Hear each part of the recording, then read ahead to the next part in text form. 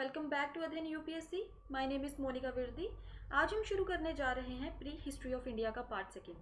अगर आपने part first नहीं देखा है तो मैं आपको सजेस्ट करूंगी कि पहले आप इस चैप्टर का पार्ट फर्स्ट देख लीजिए ताकि आपको चीज़ें अच्छे से समझ में आ सकें।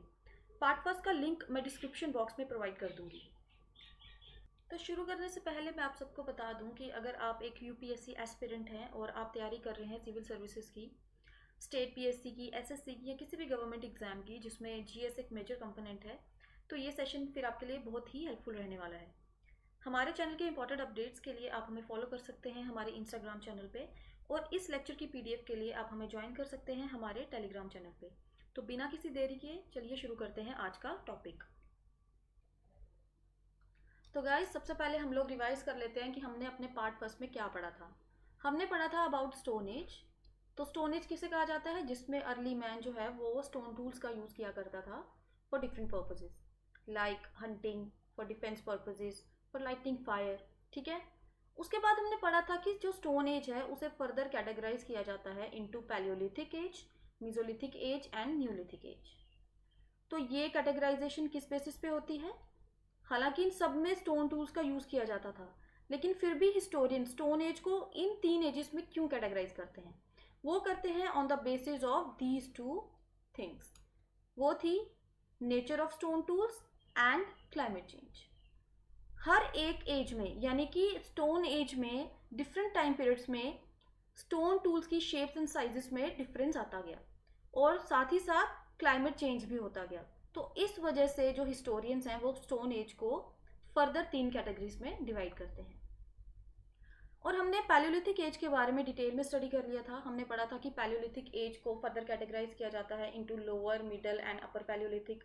और हमने पढ़ा था कि जो पैलियोलिथिक एज है उसमें जो ह्यूमन एंसेस्टर्स थे उनको बोला जाता था हंटर्स एंड फूड गैदरर्स, क्योंकि वो हंटिंग करके और फूड कलेक्शन करके अपना सर्वाइवल करते थे। तो आज हम डिटेल में स्टडी करेंगे about mesolithic age and neolithic age. तो सबसे पहले हम शुरू करते हैं about mesolithic age. Mesolithic age की अगर हम बात करें तो इसका टाइम पीरियड था 9000 टू 4000 बीसी। देन इस एज में जो ह्यूमंस थे उन्हें कहा जाता था हंटर्स एंड हर्डर्स। आपको याद होगा पैलियोलिथिक एज में जो ह्यूमंस थे उन्हें बोला जाता था हंटर्स एंड फूड गैदरर्स, लेकिन इस एज में बोला जाता है हर्डर्स। अब इससे हम लोग क्या समझते हैं कि इस एज में डोमेस्टिकेशन ऑफ एनिमल्स शुरू हो गई थी। ये बहुत ही इंपॉर्टेंट फीचर है इस एज का। एज सच क्वेश्चंस पूछे जाते हैं एग्जाम में कि डोमेस्टिकेशन ऑफ एनिमल्स किस एज में शुरू हुई थी। तो प्लीज़ आप इस पॉइंट को अच्छे से लर्न कर लीजिएगा। Then it was considered as a transitional phase between palaeolithic age and neolithic age. अब ट्रांजिशनल फेज से हम लोग क्या समझते हैं कि जो मीजोलिथिक एज थी इसमें कुछ फीचर्स पैलियोलिथिक एज के थे और कुछ फीचर्स न्यूलिथिक एज के थे। तो इसको कंसीडर किया जाता है एक transitional phase between palaeolithic and neolithic phase. Then one of the most important feature of this age was it was characterized by microliths. And what do we mean by microliths? Micro means small and liths mean stones. तो इस as में use किया जाता था small stone tools, यानी कि small stone tools का use किया जाता था जिनको पॉइंटेड और शार्प बनाया जाता था। ठीक है, तो ये बहुत ही इंपॉर्टेंट फीचर है इस एज का। देन अगर हम डोमेस्टिकेशन ऑफ एनिमल्स की बात करें तो कौन कौन से एनिमल्स की डोमेस्टिकेशन की जाती थी? Like cows, horses and other poultry and farm animals. और इसके एविडेंसेस हमें मिलते हैं Adamgarh in Madhya Pradesh and Bagor in Rajasthan. They provide the earliest evidences for domestication of animals. Then अगर आर्ट एंड पेंटिंग्स की बात की जाए तो मेसोलिथिक आर्ट एंड पेंटिंग्स की जो हमें एविडेंसेस हैं वो हमें मिलते हैं फ्रॉम भीमबेटका, आदमगढ़, प्रतापगढ़ एंड मिर्ज़ापुर। तो देखिए यहाँ पे कुछ इमेजेस हैं जिसमें कि मेसोलिथिक टूल्स हैं और मेसोलिथिक पेंटिंग्स के बारे में बताया गया है। तो अगर मेसोलिथिक टूल्स के बारे में बात करें तो मैंने पहले ही बात की कि वो शॉर्ट थे स्मॉल थे और पॉइंटेड थे। तो आप देख ही सकते हैं किस तरह से ये जो टूल्स हैं पॉइंटेड हैं और मोस्टली स्मॉल हैं। और पेंटिंग्स की अगर बात की जाए तो देखिए किस तरह से उन्होंने ह्यूमंस को और एनिमल्स को दोनों को डिपिक्ट किया है इन पेंटिंग्स में। और मोस्टली जो ये पेंटिंग्स हैं ये हमें मिलती हैं भीमबेटका साइट्स में। तो ये कुछ मेसोलिथिक साइट्स हैं जो एग्जामिनेशन पॉइंट ऑफ व्यू से बहुत इंपॉर्टेंट है, तो प्लीज़ आप इन्हें लर्न कर लीजिएगा। ये पीडीएफ में भी मैंने प्रोवाइड कर दी है। तो चलिए अब हम बात करेंगे न्यूलिथिक एज के बारे में।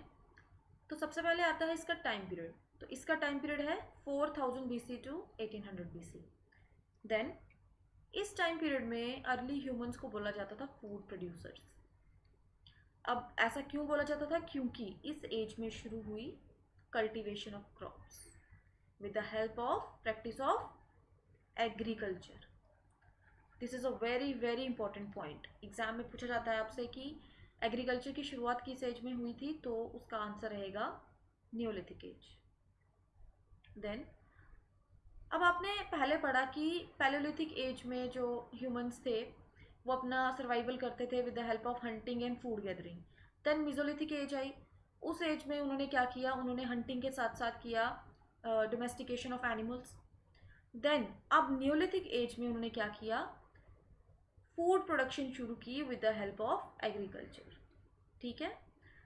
देन न्यूलिथिक एज को न्यू स्टोन एज भी बोला जाता है क्योंकि ये स्टोन एज में सबसे रीसेंट का टाइम था और ये लास्ट फेज है स्टोन एज का। ठीक है। Then it is characterised by the use of polished stone tools. This is a very very important point. इस टाइम पीरियड में, इस एज में जो स्टोन टूल्स थे अब वो पॉलिश होने लगे। पहले जिसमें यानी कि पैलियोलिथिक और मेसोलिथिक एज में स्टोन टूल्स को पॉलिश नहीं किया जाता था, लेकिन इस एज में जो ह्यूमंस थे उन्होंने स्टोन टूल्स को पॉलिश करना शुरू कर दिया था।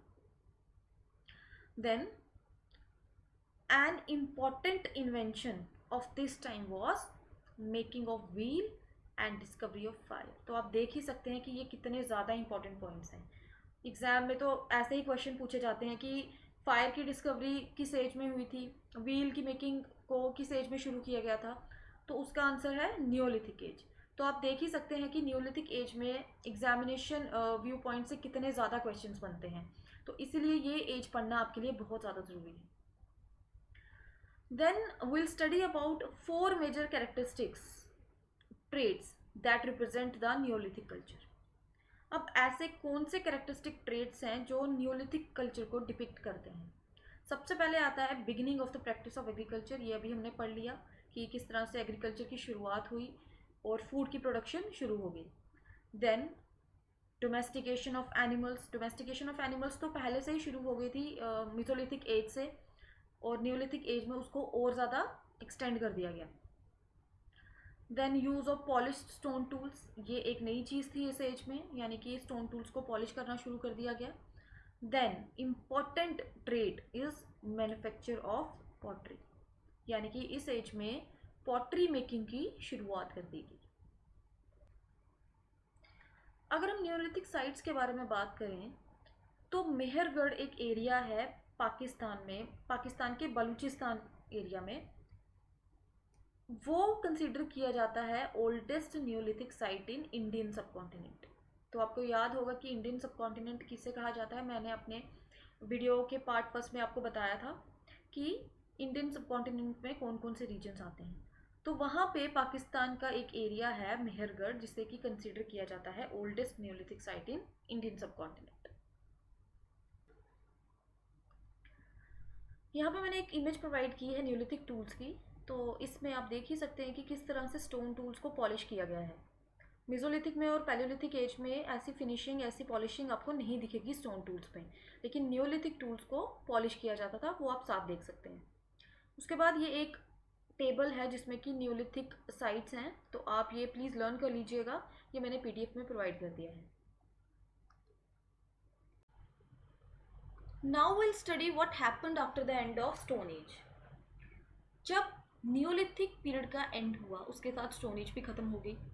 अब उसके बाद आई चैल्कोलिथिक एज।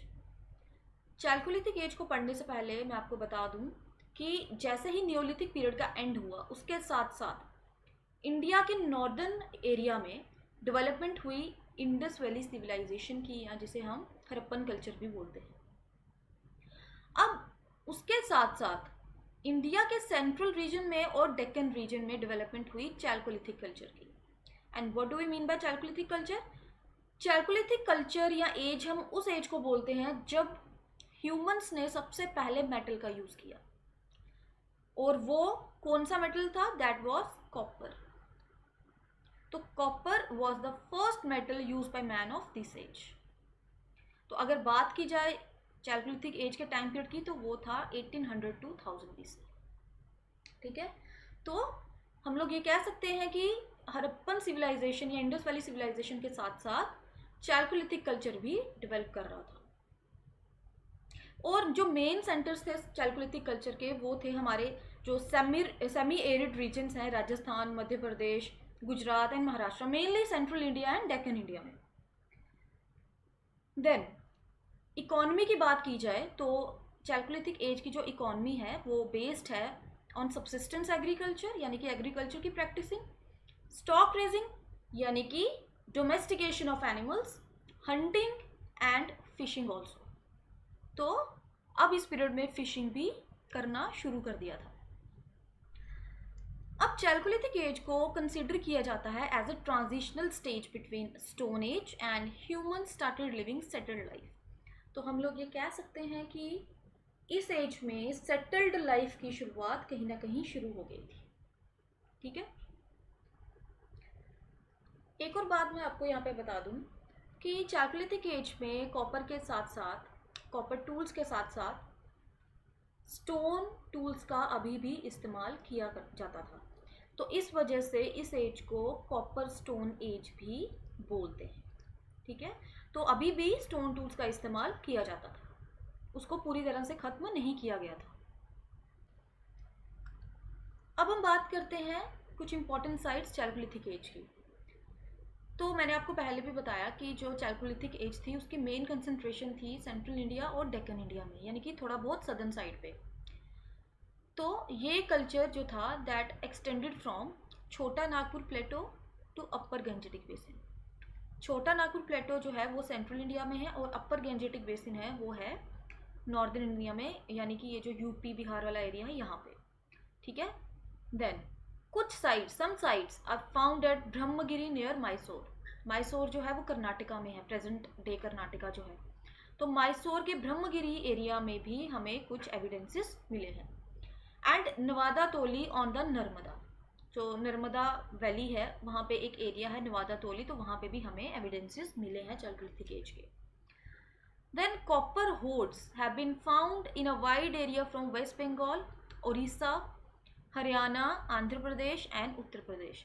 तो सबसे पहले हम बात करते हैं कॉपर होर्ड्स क्या होते हैं। तो copper hoards is a collection of copper weapons and some ornaments. तो ये सब चीज़ें जो कॉपर की बनी हो उसे हम लोग बोलते हैं कॉपर होर्ड्स। और ये हमें कहाँ कहाँ से मिला है? वेस्ट बंगाल, उड़ीसा, हरियाणा, आंध्र प्रदेश एंड उत्तर प्रदेश से। देन फ्रॉम गुंगेरिया मध्य प्रदेश, अब फिर से सेंट्रल इंडिया में आते हैं। मध्य प्रदेश से हमें मिले हैं 424 copper tools and weapons and 102 thin sheets of silver objects. तो हमें कॉपर टूल्स के साथ साथ कुछ सिल्वर ऑब्जेक्ट्स भी मिले हैं। ठीक है, वो कहाँ से मिले हैं? फ्रॉम गुंगेरिया मध्य प्रदेश। देन मैंने आपको एक चीज़ पहले भी एक्सप्लेन की कि चैल्कोलिथिक एज में स्टोन टूल्स का इस्तेमाल अभी भी किया जाता था, यानी कि कॉपर टूल्स के साथ साथ स्टोन टूल्स का भी इस्तेमाल किया जाता था, और इसके एविडेंसेस हमें बहुत सारी साइट्स में देखने को भी मिलते हैं। देन अगर बात की जाए पॉटरी की, तो चैल्कोलिथिक एज में 2 टाइप्स की पॉटरी यूज करते थे। The first one is ochre coloured pottery and the second one is black and red ware, जिसमें हमें इन्फ्लुएंस मिलता है हड़प्पन कल्चर का। तो पहले भी मैंने आपको ये चीज़ बताई कि जब चैल्कोलिथिक कल्चर का डेवलपमेंट हो रहा था तो उसके साथ साथ इंडस वैली सिविलाइजेशन की भी डेवलपमेंट हो रही थी। तो इस वजह से इनकी पॉटरी पे हमें हड़प्पन कल्चर का भी इन्फ्लुएंस देखने को मिलता है। तो ये दो इमेजेस हैं जिसमें कि ओक्र कलर्ड पॉटरी और black and red ware show की गई हैं। यह ओक्र कलर्ड पॉटरी और ब्लैक एंड रेड वेयर में आप देख ही सकते हैं दो कलर्स का इस्तेमाल किया गया है, that is black and red. तो चलिए अब हम बात करते हैं कुछ इंपॉर्टेंट फीचर्स चैल्कोलिथिक एज के। तो सबसे पहले अगर बात की जाए क्रॉप्स की, तो both kharif and rabi crops were cultivated. तो खरीफ क्रॉप्स आप जानते ही होंगे जो हम लोग समर सीजन में या मानसून सीजन में उगाते हैं जैसे कि राइस, और राबी क्रॉप्स वो होती हैं जो हम विंटर सीजन में उगाते हैं जैसे कि वीट। तो उनकी मेन क्रॉप क्या थी? That was barley. And cotton was produced for the first time in this period. तो ये क्वेश्चन भी पूछा जा सकता है एग्जाम में कि कॉटन जो है वो सबसे पहले कौन सी एज में ग्रो किया गया, तो उसका आंसर रहेगा chalcolithic age. Then first village communities in peninsular India was found. तो पेनिनसुलर इंडिया हम लोग डेक्कन प्लेटो वाला जो रीजन है उसको बोलते हैं।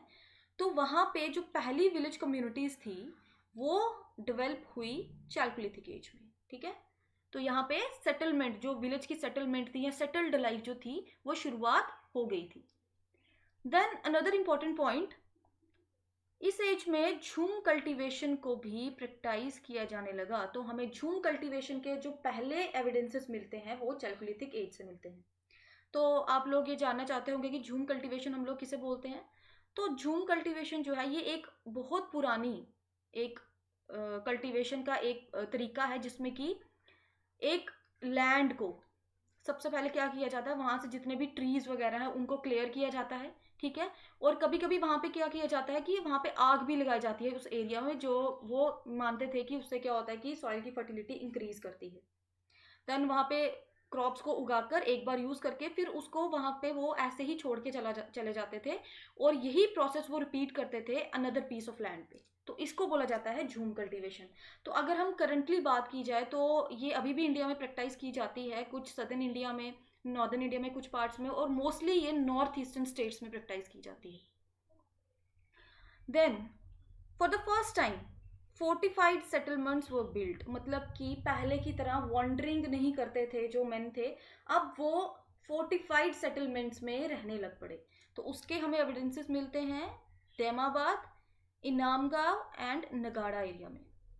अब देखिए अगर हम हाउसेस की बात करें इस एज के, तो सबसे पहले तो वो मटेरियल क्या यूज करते थे, they use stones, mud bricks and mud for the construction of the houses and other structures. तो ये चीजों का वो इस्तेमाल करते थे।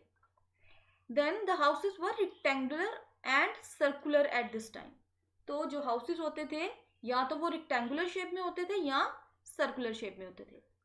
The roof of these houses were made of straw, ठीक है। तो रूफ जो थी वो स्ट्रॉ से बनी होती थी जिसको सपोर्ट दी जाती थी बैम्बू की या वुडन राफ्टर्स की, एंड जो फ्लोर थे that were made of clay, ठीक है। तो आप देख सकते हैं किस तरह से चैल्कोलिथिक एज में जो विलेज सेटलमेंट थी, कम्युनिटीज की सेटलमेंट थी, वो शुरू हो गई थी, ठीक है।